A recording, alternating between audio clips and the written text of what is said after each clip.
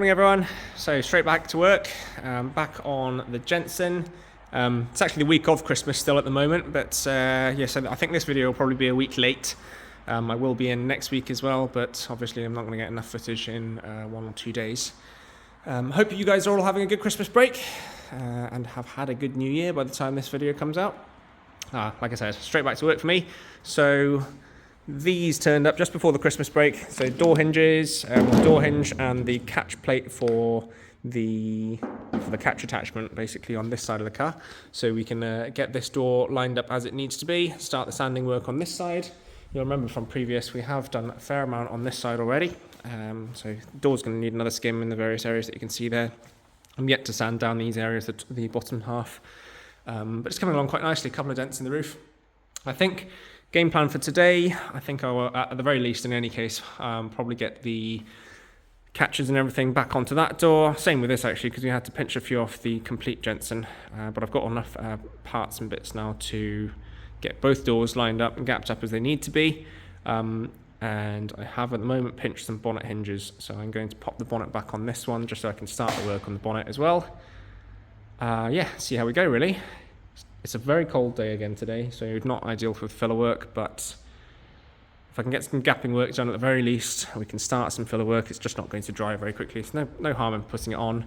Just won't dry nearly as quickly as I'd like it to, but I've got plenty of sanding work to do on this side whilst it is drying. So yeah, plenty to crack on with. Let's go. Can't say unfortunately this day is going quite to plan. So driver's door, as we know, fits really nicely. I'm happy with that. So obviously I can do all the body lines on this side, no issues. Come over to the passenger side. Unfortunately, now that we've got the hinge on there, this is the first time that I've been able to get this door on. It's on, it just is not a good fit at all. You can see the gap there completely disappears.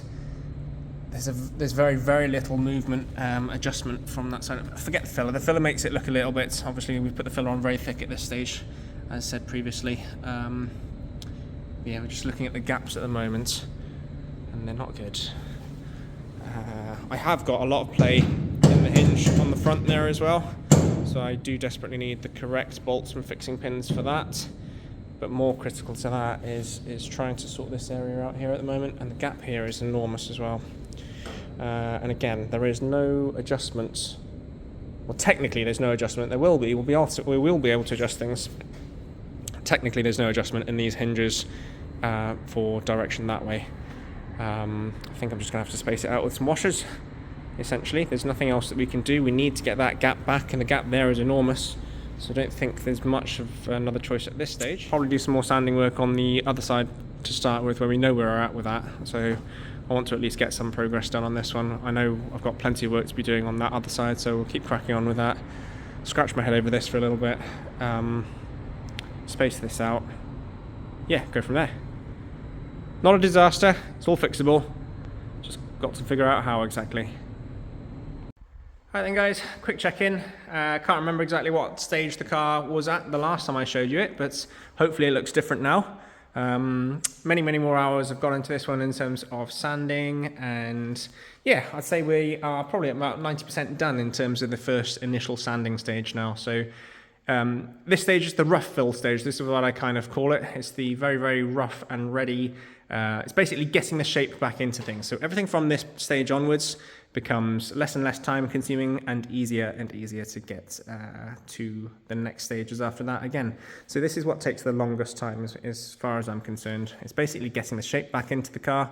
Everything else then is refining it from here on in. So I've not done areas like the door gaps, areas in the vents there, door handle, bits of filler along the bottom.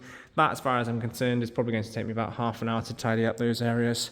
So I've just not got around to that just yet. I was just concentrating on getting basically the shape back into the car. Had a couple of questions as well on bare metal areas, and I meant to address it previously. Someone was asking if that is going to be a problem now, because obviously it's e-coated. So the e-coat is the black bare metal, and then obviously the green is the epoxy that we put on top of the e-coat. And yeah, someone was asking if that's going to be an issue. So basically, the short answer to that essentially is no. E-coat, the fantastic thing about e-coat is essentially we can get to areas inside body panels, you know, internally, down there, for example, inside all the internal sections in here, inside the doors, inside of all this area in front. That's obviously is areas where I can't physically get a spray gun into, so I wouldn't ever be able to get a spray gun or any epoxy or corrosion resistance in areas like that. That's what the e-coating really comes into, you know, that's where it comes into its own. So the fact that we've gone back through to bare metal on the bodywork side of things, it's not a problem. We're basically just going to re-epoxy that, several stages worth of epoxies, an isolation layer, and there's all sorts. So it's lots of processes still to come along the way. But yeah, just addressing that briefly, essentially, no, not an issue.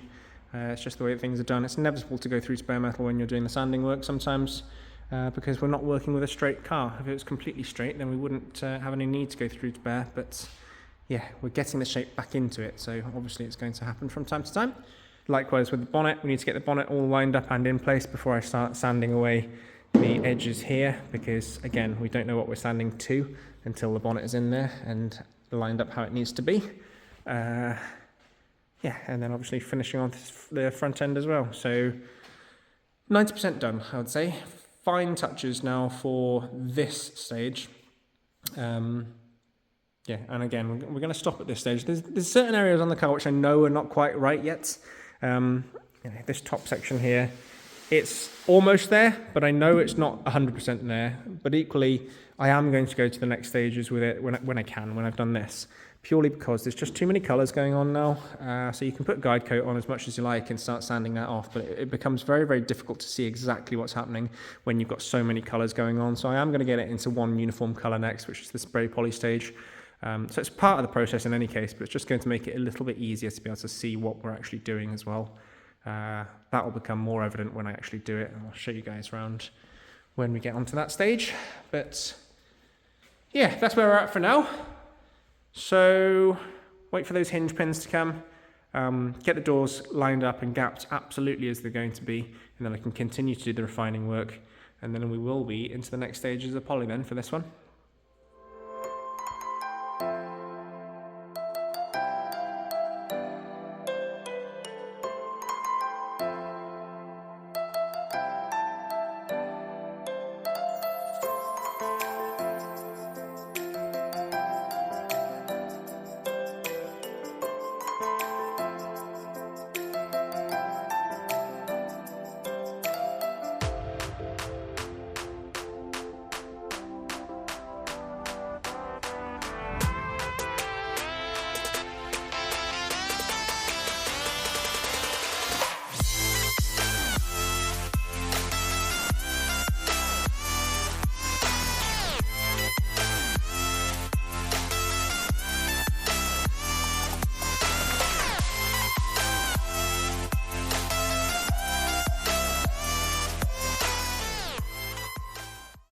So having a quick break from the Jensen, Tig's masked up the mk4 for me. Time to start doing a bit of work on the roof. I said previously, the customer or the owner of this vehicle has done some previous bodywork repairs on the roof.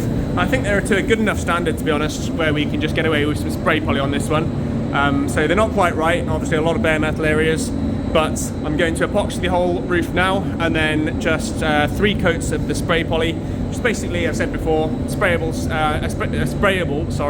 filler basically. So it's just a lot easier to spray the filler on when it's such a large area like this, and when it doesn't have that many imperfections with it. We're just sorting out the last little bits, I think, anyway, from what I can feel. Always a bit difficult to see exactly what's going on, but we will soon know at the next stage. So epoxy first. Have the camera out quickly whilst it's still wet so you can see. So there's a couple of little imperfections as we thought, but I think should be well within tolerance for the spray poly on this one. Yeah, not too bad at all. A few waves there, like,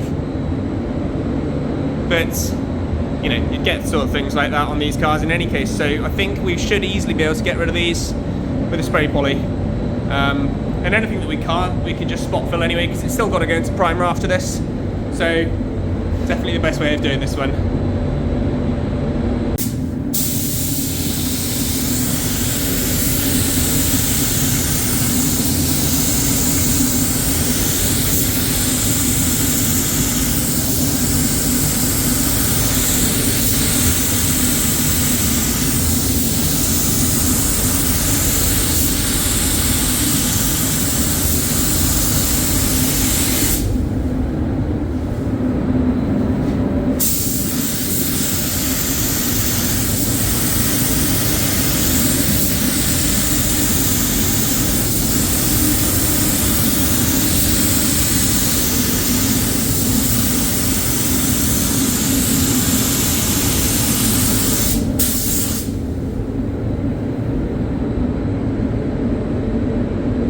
Okay, that's 3 coats of the poly on there then, so it's gone on nice and thick as always. You can see various imperfections in there.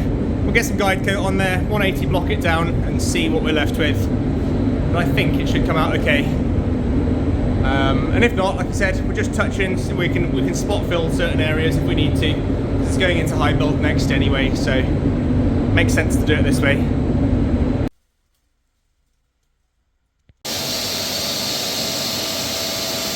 It's 180 block down then on the whole thing. I broke through in a couple of areas, extremely small bits. So just re-epoxied them and straight back into high build primer now. Suddenly realised I haven't actually shown you the completed Jensen yet. So here it is.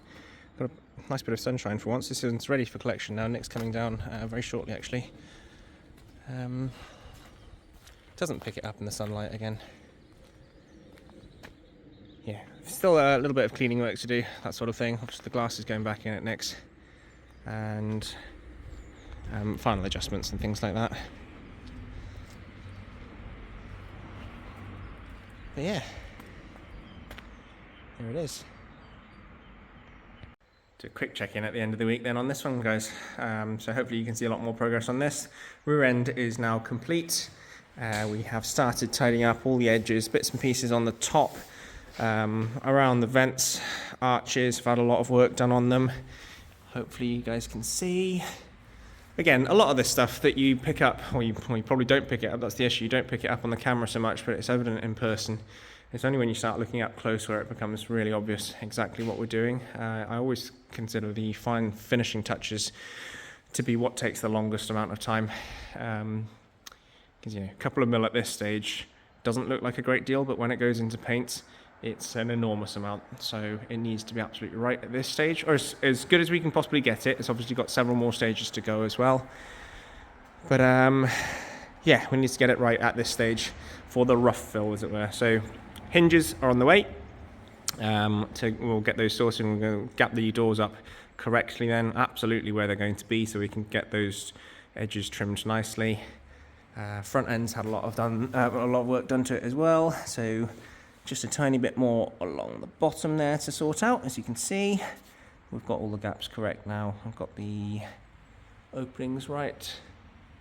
So yeah, coming along really nicely, this one. Hopefully into poly quite soon. I'll show you the mk4 quickly as well whilst I've got the camera out. This one has kind of turned into Tig's little project. I don't know if she knows it. I think she probably worked that out by now. But she's done an absolutely fantastic job. So Tig's done pretty much all of the prep work on this one for me. I've done a bit on the roof, but Tig's done pretty much all the prep on this. So yeah, just to recap, we have the repairs are done pretty much. So on the main shell of the car, the repairs are done. So it's all in primer, different colours of primer. It's just what I happen to have at the time. It'll all go into wet on wet when the paint is going on in any case, so it's not an issue having the different colours on there for now. It's just nice to get it into a uniform colour on the main sections. So yeah, roof is now in primer. We've done the poly, sanded that off. It's back into high build, ready to be sanded again with the rest of the car essentially. Likewise with the doors. So again, Tig did the prep work on these and she actually primed these for me as well. So it's fairly unusual that I get Tig on the guns. I need to start getting Tig on the guns a little bit more often. We're just too busy most of the time, but she's done these for me. Done an absolutely fantastic job. Really, really good. So very pleased. We'll keep on going, basically. Last little update to finish off the video then. So Jason has literally just turned up and given us a different bonnet. Much, much better condition, this one, than the other one that we had. So yeah, helps us out big time. And also we have mirrors and vents. All of the bits that we needed to complete this car we now have. So yeah, crack on with this over the next few weeks. Get it done. That's it for now, guys. I'm going to leave the video here for now. I know it's been a bit of a bitty one this week. I know, well, I say this week, it's been over the past few weeks. I think I've recorded the footage, but back to normality from next week onwards, really. So yeah, hope you're all well and catch you then.